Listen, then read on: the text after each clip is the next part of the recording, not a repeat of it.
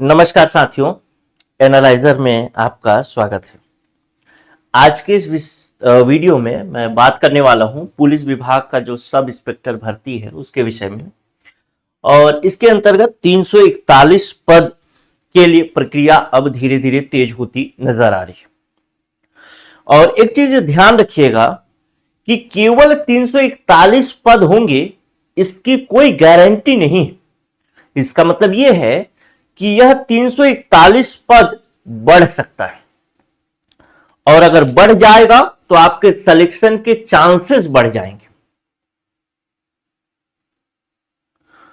और एक लाइन है कि कौन कहता है कि आसमां में सुराख नहीं होता, एक पत्थर तो तबीयत से उछालो यार।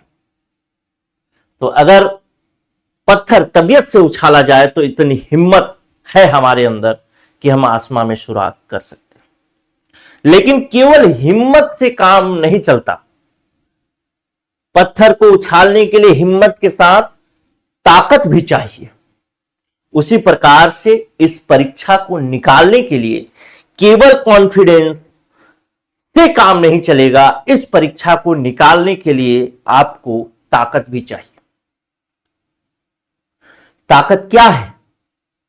ताकत है आपकी पढ़ाई।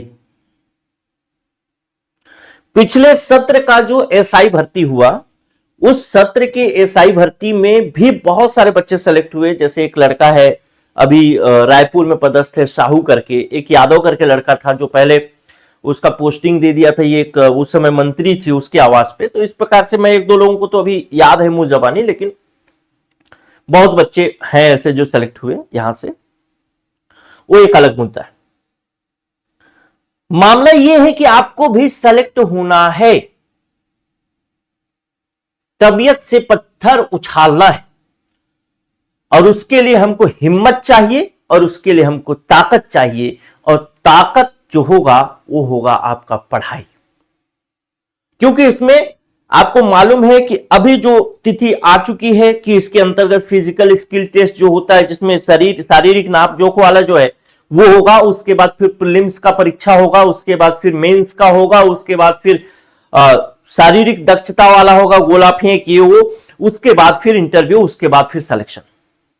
एक लंबी प्रक्रिया है, लेकिन इस लंबी प्रक्रिया में आप बहुत पहले ही बाहर हो सकते हैं अगर आप का जो प्रारंभिक परीक्षा क्लियर ना हो तब की स्थिति में।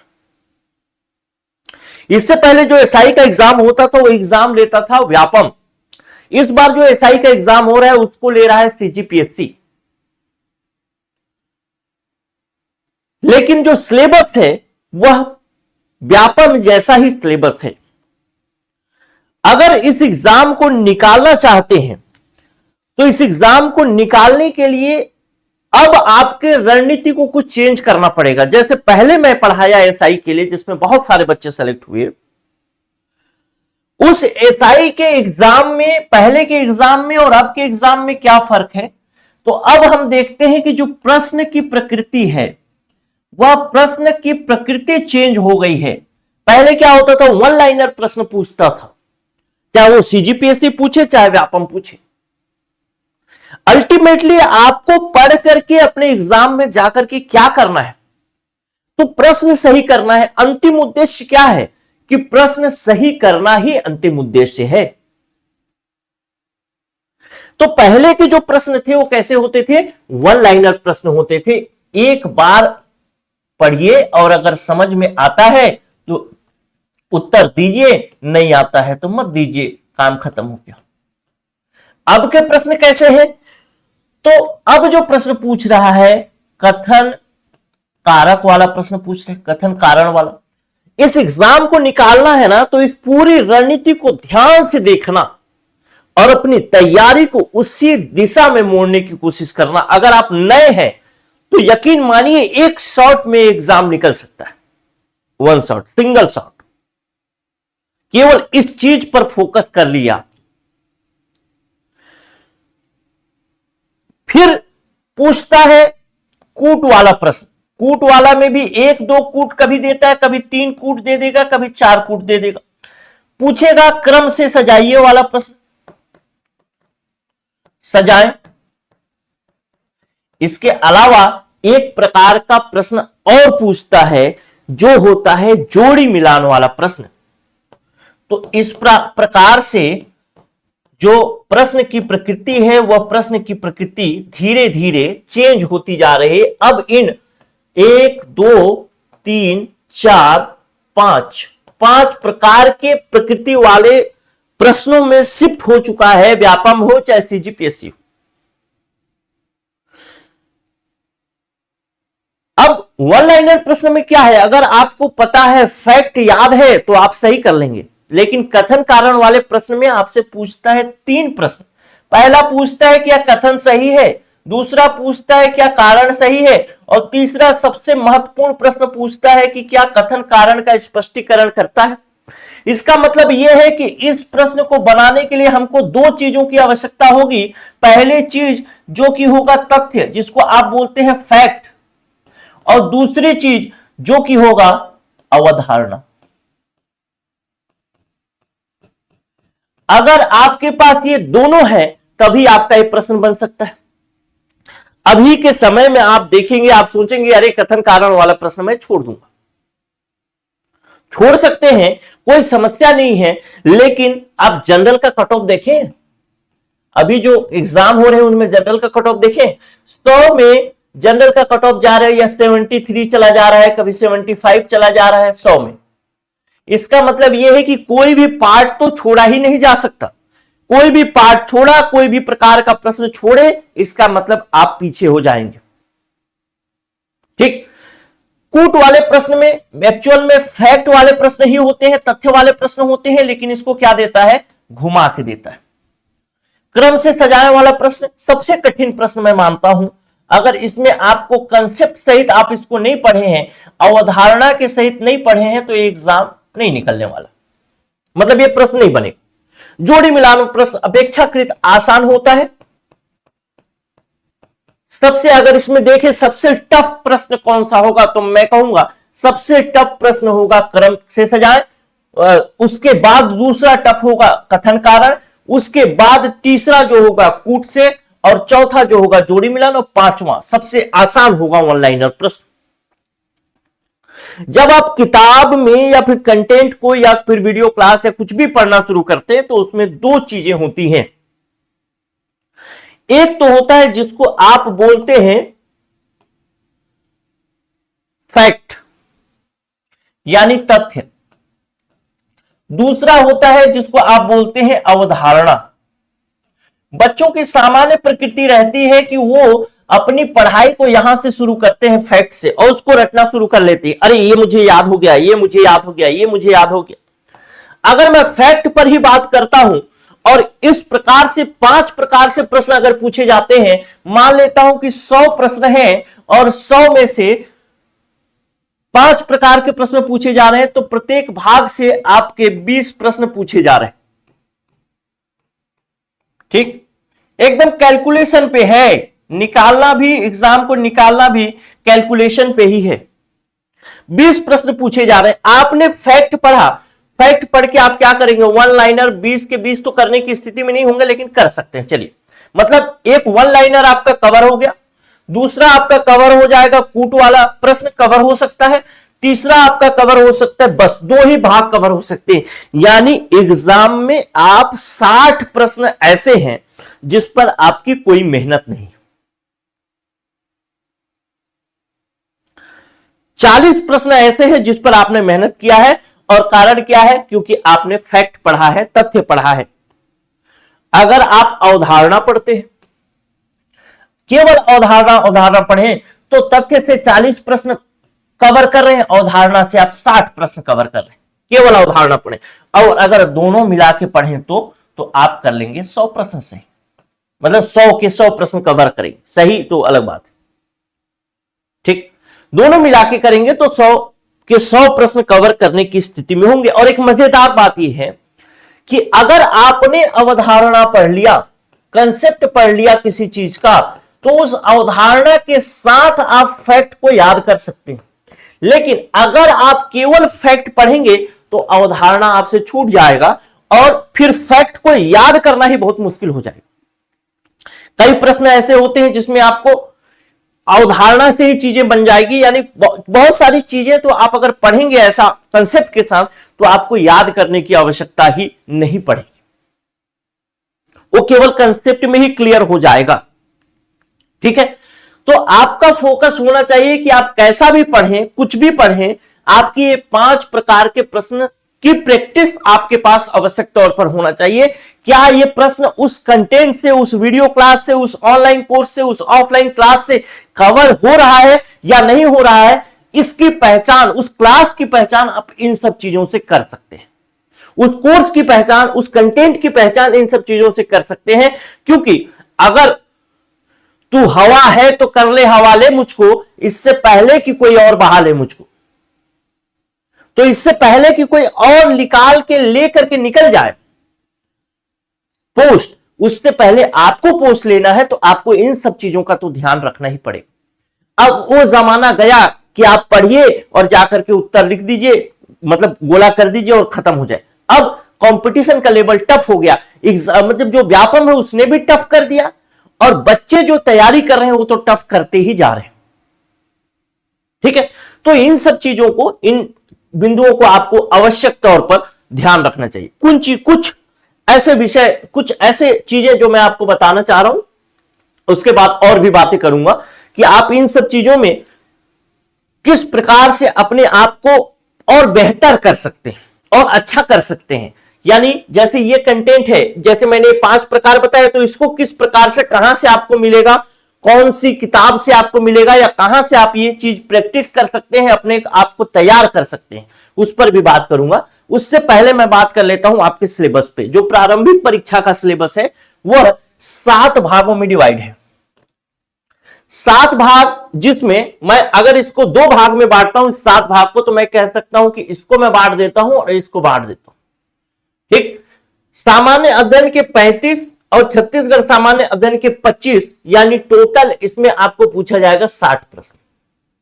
ठीक, इधर से आपसे पूछा जाएगा रीजनिंग के 10 प्रश्न, गणित के 10, हिंदी के 10, अंग्रेजी के 5 और कंप्यूटर के 5, यानी टोटल 40 प्रश्न। और एक मजेदार बात आप मान के देखिए, यकीन करिएगा और यकीन करेंगे तो आगे बढ़ेंगे, कि इस 40 में आप 40 भी ला सकते हैं। आपको मालूम है, एक चीज मैं बताऊं, हिंदी हो चाहे अंग्रेजी हो चाहे कंप्यूटर, 2-3 सब्जेक्ट को मैंने ऑब्जर्व किया इसलिए बता रहा हूं, चाहे पिछला एसआई हो, चाहे उस एसआई के बाद जितनी भी परीक्षाएं हुई हिंदी में, चाहे ये कंप्यूटर में, कोई एक प्रश्न बाहर से नहीं आया। जो प्रश्न कंटेंट में है, जो प्रश्न पढ़ाए, उसी में से आए। लेकिन फिर अब मैं आपको इसलिए कुछ चीजें बता रहा हूं, ये चीज इसलिए बता रहा हूं, तो अगर एक ही जगह से, जो अगर हमारे कंटेंट से ही प्रश्न पूरा आ सकता है, तो आप उससे बेहतर भी कोई किताब ढूंढ सकते हैं, शायद उसी से पूरा आ जाए। ठीक है, तो मेहनत करना पड़ेगा, थोड़ा सा काम ऐसे बनेगा। ठीक है, तो ये चीजें, तो इसमें आप 40 में 40 प्रश्न भी, मतलब 40 के 40 जो प्रश्न हैं वो सही कर सकते हैं, कोई दिक्कत नहीं। ये वाला जो भाग है 60 प्रश्न वाला, इस पर भी आप काम कर सकते हैं, क्योंकि इसमें प्रश्न की प्रकृति चेंज हो रही है। ठीक, अब एक एक बिंदु को हम थोड़ा सा और विस्तार से समझने की कोशिश करते हैं। तो आपका नजरिया क्या होना चाहिए, आपका तरीका क्या होना चाहिए? सबसे पहले तो मैं इस 40 के 40 प्रश्न जो सही करना है, इस पर मैं फोकस कर लेता हूं, इसको मैं पूरा पढ़ लेता हूं, ताकि हमारा, देखिए, गणित पढ़ना उतना ही लिमिटेड है, रीजनिंग लिमिटेड है, हिंदी लिमिटेड है, अंग्रेजी लिमिटेड है, कंप्यूटर लिमिटेड है। तो जो पहले से फिक्स हो सकता है उसको पहले फिक्स करके मैं 40 नंबर अपना फिक्स कर लेता हूं, बाकी फिर मैं इसमें मेहनत करूंगा। ये आपकी रणनीति होनी चाहिए। चलिए एक एक बिंदु पर और बात करते हैं कि आखिर सिलेबस में या प्रश्न में किस प्रकार के परिवर्तन आ रहे हैं। सबसे पहली बात तो ध्यान रखिएगा कि 341 पद हैं, और यह अंतिम मौका मान करके चलिए। कई बच्चे होंगे जिनकी उम्र निकल जाएंगे, फिर दोबारा एसआई आप लोग, शायद कोई इक्का दुक्का होगा, मतलब अगर 100 लोग दे रहे हैं तो 100 में 10 लोग ही होंगे जो दूसरा एसआई कभी अपीयर कर पाएंगे, नहीं तो फिर उम्र निकल जाएगा, फॉर्म नहीं आएगा, बहुत सारी चीजें। तो जो है यही मौका है, इसी मौके में लगा देना। फिर भी बच्चे सिलेक्शन नहीं पाते, क्यों? सबसे पहली बात तो उनका कारण आप देखेंगे तो बच्चे जो है किसी भी विषय में समय नहीं देना चाहते। एक किताब ले लेंगे पतली सी और बोलेंगे ये पूरा एसआई कवर करता है, वही उसी को पढ़ेंगे। अगर वही किताब पूरा एसआई कवर कर लेता या उसी से पूरा हो जाता तो फिर और क्लासेस, बड़ी बड़ी किताबें क्यों आवश्यकता होती? ठीक, तो कोई जादू नहीं है एग्जाम निकालना, लेकिन जादू से कम भी नहीं है। अगर आप हर चीज को फॉलो करें तो जादू से कम नहीं। ठीक, कंसेप्ट पर आप लोग ध्यान नहीं देते, ये एक कारण है। और सबसे पुराना, सबसे मतलब जो तरीका, एक कारण ये है, सबसे महत्वपूर्ण कारण, अगर आप दूसरे किसी एग्जाम की तैयारी कर रहे हैं तो सबसे बड़ा रोड़ा है आपके लिए, क्योंकि आप अपने आप को कंफर्ट जोन से निकाल करके इस वाले भाग में शिफ्ट करना ही नहीं चाहते।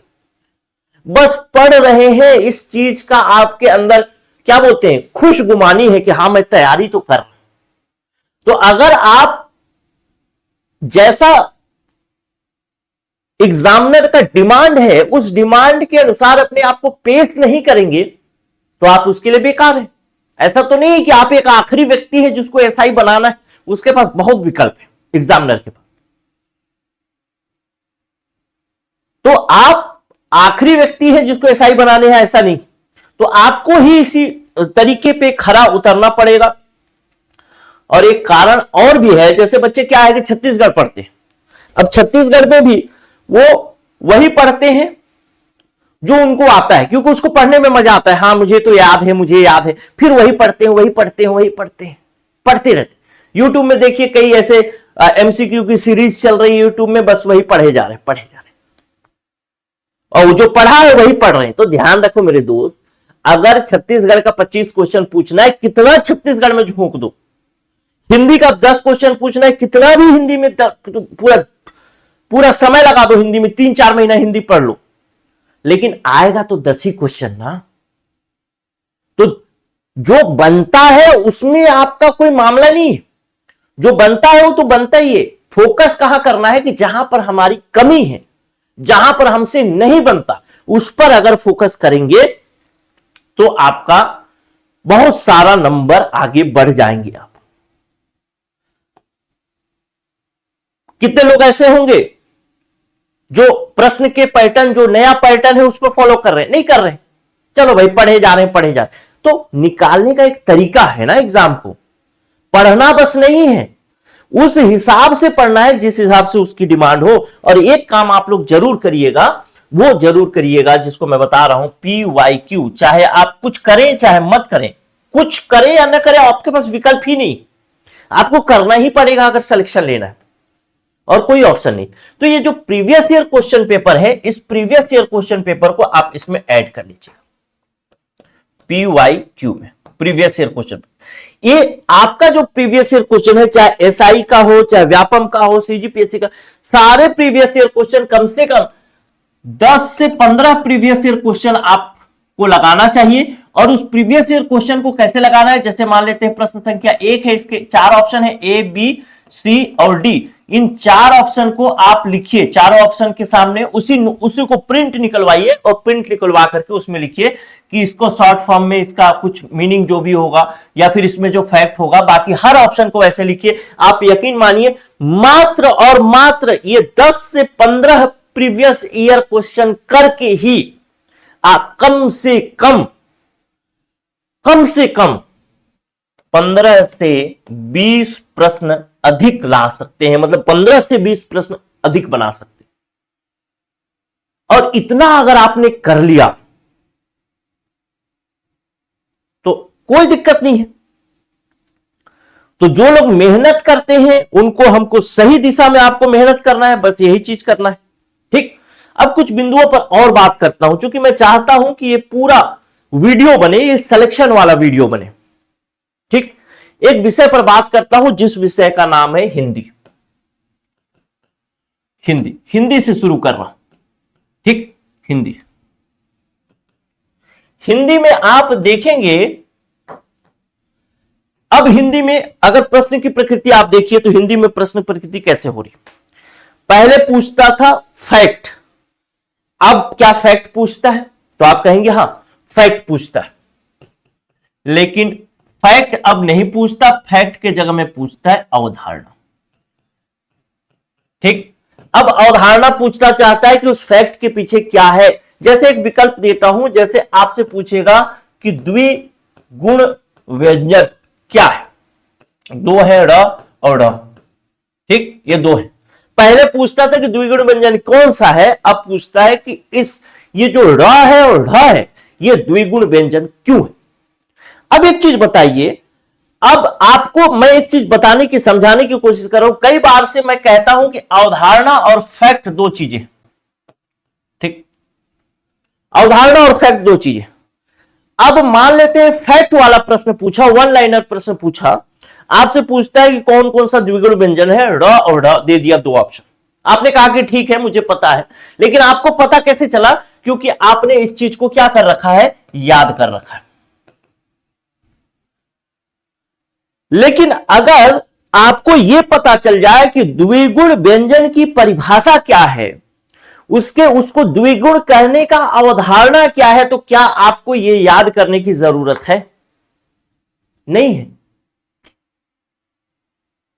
कैसे नहीं है, मैं आपको समझाने की कोशिश करता हूं। अगर मैं आपसे आपसे एक सवाल पूछता हूं कि क्या इस पेन को नीचे गिराऊंगा, ऐसा छोड़ूंगा ऊपर से, तो क्या नीचे गिरेगा? तो आप कहेंगे हां सर गिरेगा। ठीक, आपसे सवाल क्या पूछा, आपसे एग्जाम में पूछा कि पेन को अगर ऊपर से छोड़ा जाता है तो नीचे गिरेगा कि नहीं गिरेगा? आपने बोला कि हां सर गिरेगा। दूसरा सवाल कहता हूं कि क्या इस रिमोट को छोड़ूंगा तो गिरेगा? तो आप बोलेंगे हां गिरेगा। क्यों बता पा रहे हैं? या तो आप बचपन से देखे हुए हैं, या तो आपको गुरुत्वाकर्षण का सिद्धांत मालूम है। अब आपसे कोई भी सवाल पूछूं, अगर आपको गुरुत्वाकर्षण का सिद्धांत मालूम है, आपसे कोई भी सवाल पूछूं, गिलास को छोड़ूं, आदमी को छोड़ूं, लड़का को छोड़ूं, लड़की को छोड़ूं, कपड़ा छोड़ूं, माइक छोड़ूं, अपने आप को छोड़ूं ऊपर से, तो गिरूंगा ही गिरूंगा, क्योंकि ये कंसेप्ट आपको मालूम है। उसी प्रकार से अगर आपको ये कंसेप्ट पता चल जाए कि ये द्विगुण व्यंजन है क्यों बोला जाता है, तो आपको फिर इस फैक्ट को याद करने की जरूरत नहीं। और फैक्ट को याद करना ना, एक कह सकता हूं कि एक तरीके से अपने जगह क्या है, आपका जो दिमाग है वो दिमाग कुछ इस तरीके का है।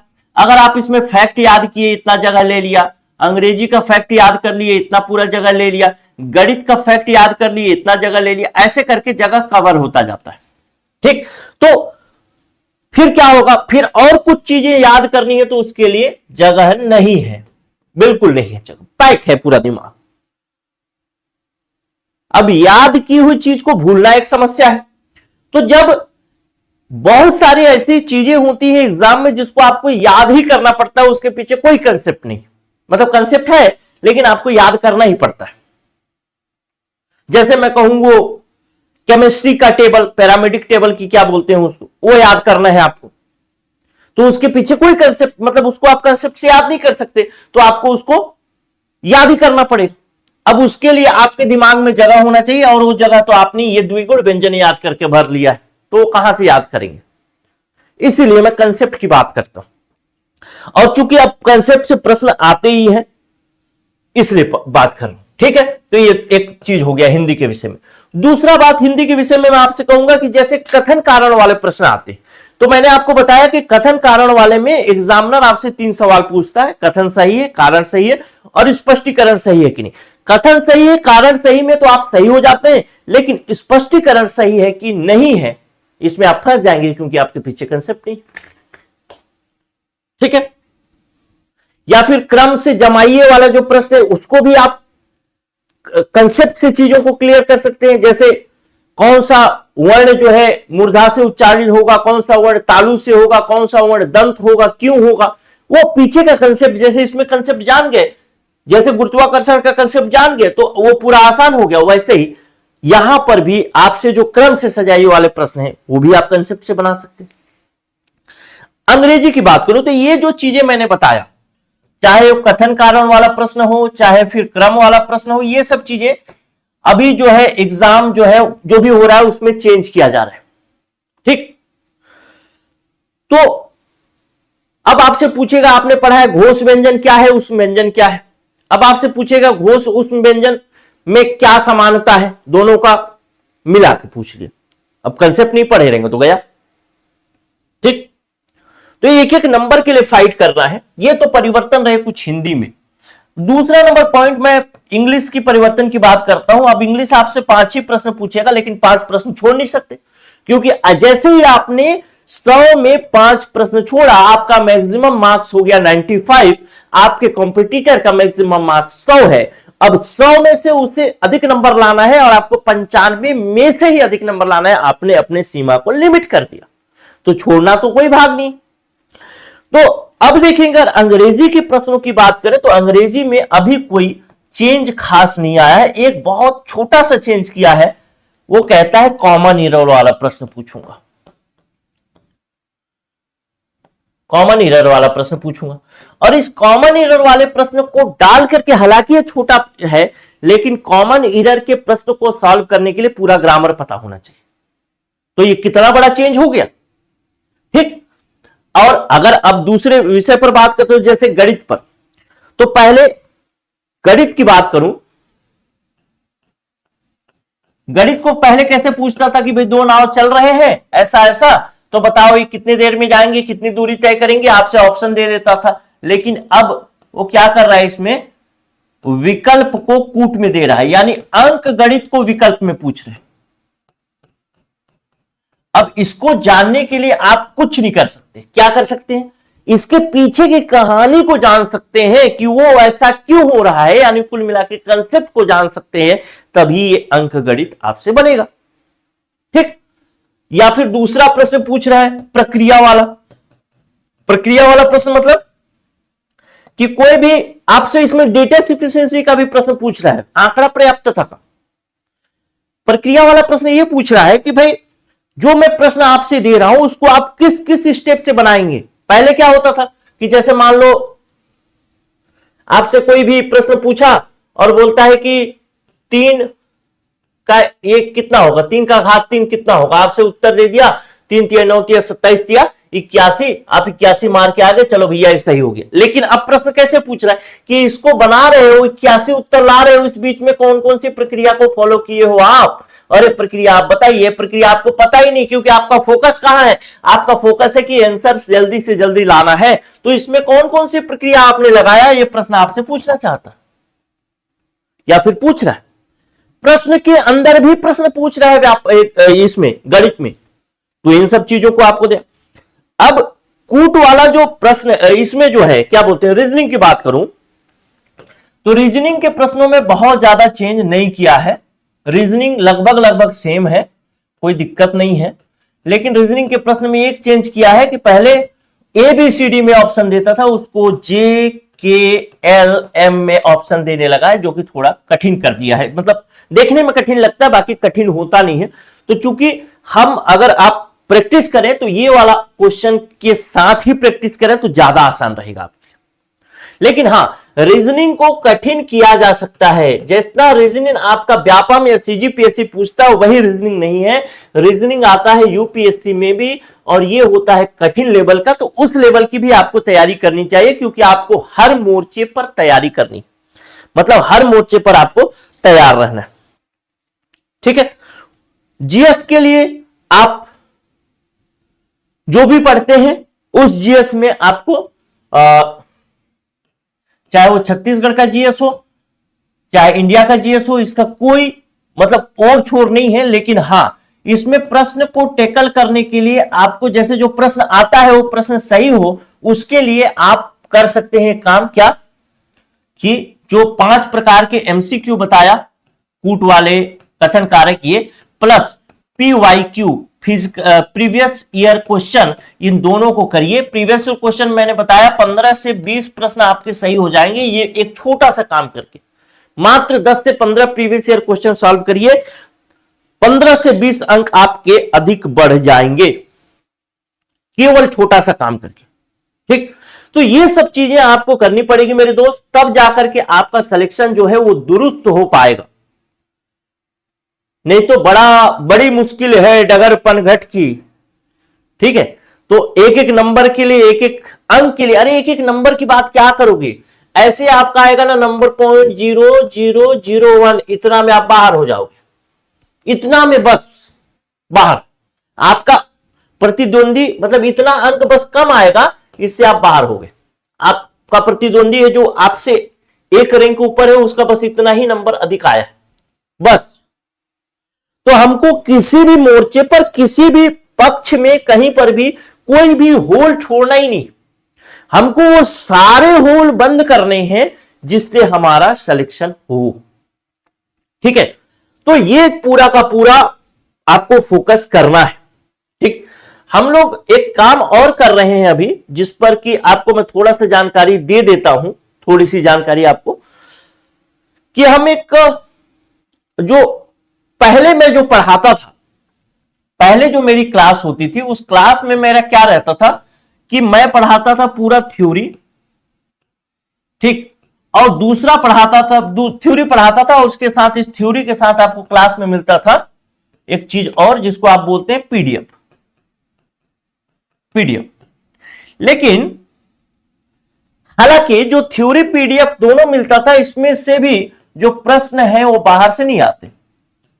लेकिन अब क्या है कि जो परीक्षा की जो तरीका जो चेंज हो चुका है परीक्षा का, जैसे इस प्रकार से जो प्रश्न पूछ रहा है वन लाइनर कथन कारक योग, तो प्रश्न तो बाहर से नहीं आते आने के लिए, लेकिन बच्चे उस एग्जाम को कवर मतलब अच्छा नंबर ला ही नहीं पाते। क्यों? क्योंकि वो पढ़े हैं थ्योरी वाले कंसेप्ट से, उनको पता ही नहीं है कि प्रश्न कैसा पूछेगा, पैटर्न जो बदल रहा है उसको कैसे हमको टेकल करना है, ये पता नहीं। और जब ये पता नहीं है तो जाहिर सी बात है, मैं तो दावा करूंगा या फिर हमारी जो एनालाइजर है वो दावा ये करेगी कि भाई हमारे क्लास से, हमारे नोट्स से प्रश्न आए। लेकिन एक्चुअल फायदा तो तब मिले ना जब बच्चा उस प्रश्न को सॉल्व कर ले, उस क्वेश्चन को सॉल्व कर ले, नंबर अधिक ले आए। ठीक, तब तो फायदा मिले। ये फायदा थोड़ी है कि मैंने पढ़ा दिया और प्रश्न वहीं से आए, कोई दिक्कत नहीं है, आप रटे होते पढ़े होते तो आपकी गलती नहीं, वो गलती आपकी है मानता हूं, लेकिन हम और भी इंप्रूव कर सकते हैं चीजों। कैसे कर सकते, कैसे कर सकते हैं? तो इस बार जो मैंने सोचा है, जब पिछले जो साहू लोग सेलेक्ट हो गए वो तो उस समय का अलग ही कंपटीशन का लेवल था, लेकिन इस बार जो क्लास होगी, क्लास को मैंने एक क्लास को 3 भाग में बांटा है। ठीक, पहला भाग जो होगा थ्योरी का, दूसरा भाग जो होगा इसमें करेंगे हम माइंड मैप, तीसरा भाग जो होगा जिसको हम करेंगे MCQ. Theory, mind map, MCQ. Theory क्या है? थ्योरी है कि हम जो है क्लास को, जैसे 1.5 घंटे 2 घंटे की क्लास है, उस 1.5-2 घंटे की क्लास को पूरा पढ़ेंगे। फिर माइंड मैप क्या है? तो माइंड मैप है उस 1.5 से 2 घंटे की क्लास को 7 से 10 मिनट में रिवाइज कर लें, ताकि कभी एग्जाम के समय आपको रिवीजन का समय लगे, रिवीजन लगे तो आप केवल और केवल इतना समय, क्योंकि मेन समस्या रिवीजन का होता है। जब प्रश्न आता है लगता है कि प्रश्न तो बन रहा है लेकिन बनता नहीं, तो उस समय मेन समस्या किसका होता है? रिवीजन का होता है कि रिवीजन नहीं हो पा रहा है। अब एक चीज ये है कि ध्यान रखिएगा, थ्योरी में आप 2 तरीके की थ्योरी पढ़ सकते हैं। इस थ्योरी में भी 2 तरीके से आप पढ़ सकते हैं। पहला पढ़ सकते हैं कि आप किसी भी टॉपिक को 1 से 2 घंटा में पढ़ें, या फिर 30 मिनट से लेकर के 30 मिनट पढ़ें। और दूसरा तरीका है कि इसी को आप 1.5 घंटा में पढ़ें, 1 घंटा 30 मिनट। जो 30 मिनट में पढ़ा, अब वो पढ़ा उसमें तो कंसेप्ट हो नहीं पाएगा, तो आप इसको क्या करेंगे? रिवीजन करेंगे। रिवीजन कितनी बार करना पड़ेगा? कम से कम 7 से 8 बार। इसको पढ़ने में कितना लग गया? टोटल 4 घंटा। ये जो होगा इसमें आप कंसेप्ट डाल सकते हैं, कंसेप्ट के साथ पढ़ सकते हैं, लेकिन फिर इसको आपको रिवीजन नहीं करना। तो मेरा पढ़ाने का तरीका क्या होगा? इस पर फोकस होगा कि जिस पर रिवीजन नहीं करना है, लेकिन अगर फिर भी किसी को रिवीजन करने का मौका मिले, लगे कि जरूरत है, तो ये 7 से 10 मिनट वाला, बस खत्म। उसके बाद हम करेंगे एमसीक्यू। एमसीक्यू में क्या करने वाले हैं?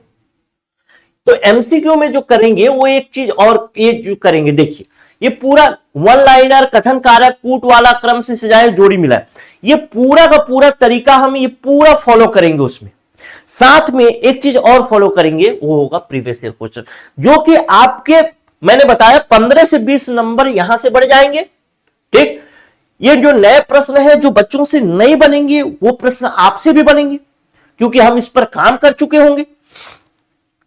वो हर चीज जहां से, चाहे आगे की बात करूं, जैसे इस सिलेबस में आप बात करें जैसे अवधारणा, तो हर चीज जहां से बच्चा चूक रहा है या जहां से नंबर कटने की संभावना है, वो सारे पॉइंट को हमको कवर करना है। जैसे यहां पर ये सारा कवर कर लिया, PYQ कवर कर लिया, हिंदी का जो फैक्ट वाला प्रश्न हो, चाहे अवधारणा वाला प्रश्न, उन सब चीजों को, क्रम से सजाइए वाला प्रश्न को, सब चीजों को, सारा कंसेप्ट पढ़ेंगे। अंकगणित को शुरू से पढ़ेंगे ताकि हम उसके प्रक्रिया को, प्रश्न के अंदर प्रश्न पूछ रहा है, अंकगणित में कूट पूछ रहा है, डाटा सफिशिएंसी पूछ रहा है, वो सब चीजें कवर हो जाए। हमको हर चीज इसमें कवर करते हुए चलना है, ताकि हमको कहीं से भी, मतलब हम क्या कर सकते हैं, हम तो एक ही काम कर सकते हैं कि जो एग्जाम है, हम क्या है, हम एक डब्बे के अंदर बंद हैं, डब्बे के अंदर है एक्चुअल में, उसमें छोटे छोटे होल हैं। छोटे होल क्या है, प्रीवियस ईयर नहीं किया तो एक होल है, जैसे प्रीवियस ईयर को कर दो तो छेद बंद हो गया, पानी आना बंद। 5 प्रकार के MCQ जो पूछ रहा है उसको नहीं किया तो एक होल है, उसको भी बंद कर।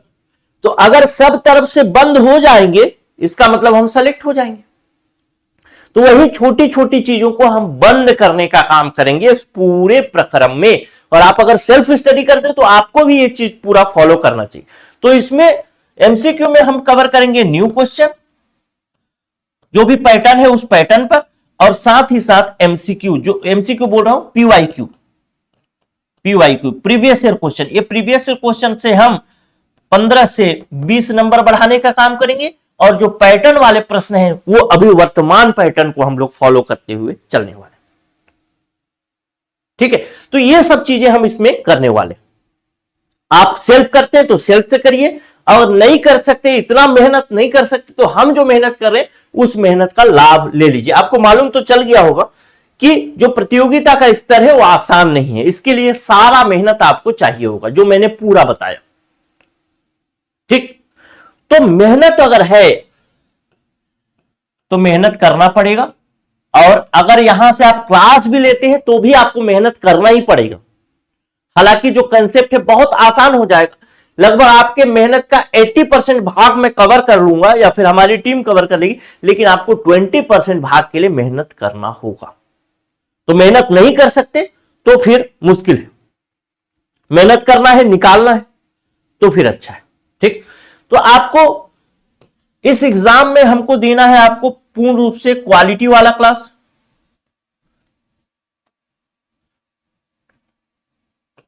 क्वालिटी वाला क्लास।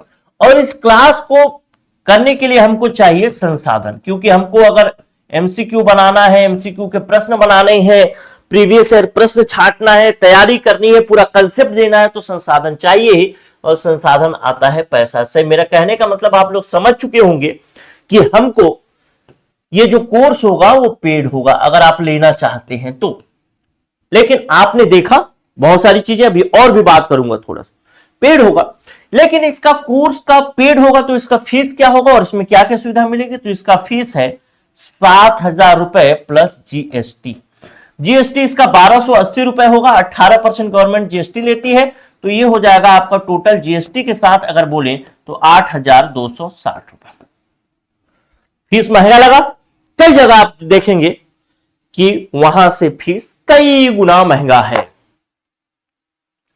लेकिन इस कई गुना महंगा फीस के पीछे जो कहानी है वो कहानी पूरे लंबे समय तक आपको बताया कि ये पूरे प्रश्न कराना, पूरा कंसेप्ट लेना, प्रीवियस ईयर क्वेश्चन कराना, PDF नोट्स देना, सभी चीजें, हिंदी में जो नए प्रश्न आ रहे हैं वो सब चीजों को इसमें हम कवर करेंगे। हर चीज कवर करेंगे। उस हिसाब से मुझे लगता है फीस थोड़ा कम है, लेकिन फिर भी फीस तो महंगा है, इस बात को मानता हूं, लेकिन हमको मुख्य मुद्दा है कि फीस में हमको अगर क्वालिटी देना है, कंसेप्ट देना है, बेहतर से बेहतर देना है और लोगों से अलग करके आगे निकलना है, तो फिर ये करना ही पड़ेगा। और एक ऑप्शन और है कि अगर आप इतना मेहनत कर सकते हैं खुद से, क्योंकि मैंने बताया कि आपका केवल 80% मेहनत ही मैं करूंगा, आपको 20% आपको ही करना है। तो अगर आप ये पूरा 80% भी कर सकते हैं खुद से, तो सेल्फ स्टडी से बेहतर कुछ चीज नहीं है। यहां पर भी अगर आपको कोई सही पाथ, अगर आपको कहीं से ये प्रीवियस ईयर क्वेश्चन, आपको इस टाइप से क्वेश्चन का पैटर्न हर चीज मिल जाए, तो सेल्फ स्टडी कोई बुरा नहीं है। ठीक है, तो क्वालिटी अगर चाहिए तो थोड़ा मेहनत, मतलब थोड़ा हमको बहुत ज्यादा मेहनत करना है और आपको थोड़ा एक्स्ट्रा मेहनत करना है, थोड़ा पैटर्न को चेंज करना है अपना, और फीस भी आपको देना पड़ेगा। ठीक, तो आपको मार्केट में सस्ते कोर्स भी मिलेंगे, उस सस्ते कोर्स पर भी मेरे ख्याल से आपको नहीं जाना चाहिए, लेकिन अगर चाहे तो जा सकते हैं। जैसे फीस की समस्या है तो जाना ही पड़ेगा। और अगर सस्ते कोर्स पे न जाएं तो मैं तो कहूंगा कि आप सेल्फ स्टडी करिए अगर फीस की समस्या है। लेकिन मैं बस यही कहूंगा कि हम अपने क्वालिटी को नहीं गिराएंगे। तो कोई बच्चा ऐसा होगा जो फीस को कम कराने के लिए मैसेज करेगा, कॉल करेगा, तो वो भैया ना करे, क्योंकि अगर हम क्वालिटी को गिराएंगे तो फिर आप यहां कोर्स ही क्यों लेंगे, यहां से तैयारी ही क्यों करेंगे। आप कहीं और से जो सस्ता होगा, जिस हिसाब से पैटर्न चल रहा है उसी हिसाब से आप तैयारी करेंगे। जो पुराना पैटर्न है उस पर, नए पैटर्न पे क्यों आएंगे। ठीक, तो ये चीज है। हालांकि अच्छा, इस कोर्स में आपको क्या क्या मिलेगा, तो कंप्लीट वीडियो क्लास मिलेगा और साथ में साथ पीडीएफ मिलेगा। पीडीएफ में दो चीजें होती हैं। पहला पीडीएफ होता है जो कि थ्योरी का पीडीएफ होता है, वो थ्योरी का पीडीएफ आपको कुछ समय पहले ही मिल जाएगा, जिसको आपको प्रिंट कराना है। दूसरा होता है एमसीक्यू का पीडीएफ। एमसीक्यू का पीडीएफ मतलब इसमें हम जो नए प्रश्न, नया पैटर्न चल रहा है उस नया पैटर्न को डालेंगे, साथ ही प्रीवियस ईयर क्वेश्चन को डालेंगे, पीवाईक्यू को डालेंगे। तो ये जो एमसीक्यू का पीडीएफ होगा ये आपको मिलेगा डेली, जब एग्जाम मतलब क्लास होगा उस क्लास के साथ डेली मिलेगा। साथ ही थ्योरी का पीडीएफ जो है पहले ही मिल जाएगा, जैसे 8-10 क्लास का पीडीएफ पहले ही मिल गया, तो उसको आपको प्रिंट कराना है। प्रिंट करा करके आपको इसको सामने रखना है। ध्यान रखना, इसके बिना सिलेक्शन नहीं होगा। मतलब यहां पे कोर्स लेंगे तो प्रिंट जरूर कराइए। प्रिंट करा के सामने रखिए, जो बता रहा हूं, माइंड में बता रहा हूं, उसको नोट डाउन करते जाइए। बस उतना ही करना है, बस इतना ही कर लो, बस इतना में सिलेक्शन पूरी तरीके से लगभग फिक्स है। ठीक है, तो ये दो तरीके की पीडीएफ है और इस तरीके से हमारा कोर्स है। तो मैंने आपको बताया कि कोर्स का फीस जो है 8,260 रुपए है। कोर्स को कैसे ज्वाइन करना है इसको भी बता देता हूं। ये नवीन बैच आ रहा है, न्यू बैच, तो इस न्यू बैच में आपको क्लास मिलेगी। जो पहले पढ़े हैं, ध्यान रखिएगा, मेरा कोई यूट्यूब में वीडियो वगैरह देखे होंगे तो वो पुराने पैटर्न पर आधारित है, ध्यान रखना। अब जो क्लास होगी वो मैं बताया कि हम लोग इसमें क्या क्या मेहनत कर रहे हैं, क्या क्या चीजें परिवर्तित कर रहे हैं। लेकिन हाँ, एक चीज और भी बता देता हूं, इस फीस में अभी डिस्काउंट भी है, जिसमें फर्स्ट 10 स्टूडेंट के लिए डिस्काउंट है आपका, और ये डिस्काउंट होके मात्र और मात्र 4,500 रुपए में आपको मिलेगा। साथ ही उसके बाद आगे के पता नहीं 10 लिखा है या 20 लिखा है, कुछ भी लिखा होगा, आगे के स्टूडेंट के लिए 4,500 प्लस जीएसटी में मिलेगा। मतलब ये टोटल में आपको मिलेगा, ये आगे के स्टूडेंट के लिए जीएसटी लगा करके 5,310 रुपए में। ठीक, तो मेरा आपसे आग्रह होगा कि आप शुरू में ही ज्वाइन करें 4,500 रुपए में। जीएसटी क्यों देना अगर शुरू में ज्वाइन करेंगे। तो अगर ज्वाइन करना चाहते हैं तो ये नंबर लिख देता हूं, 94,064,21,014। इस नंबर पे व्हाट्सएप कर लीजिएगा, केवल व्हाट्सएप ही करिएगा, कॉल नहीं, व्हाट्सएप। और यहां आप लिखिएगा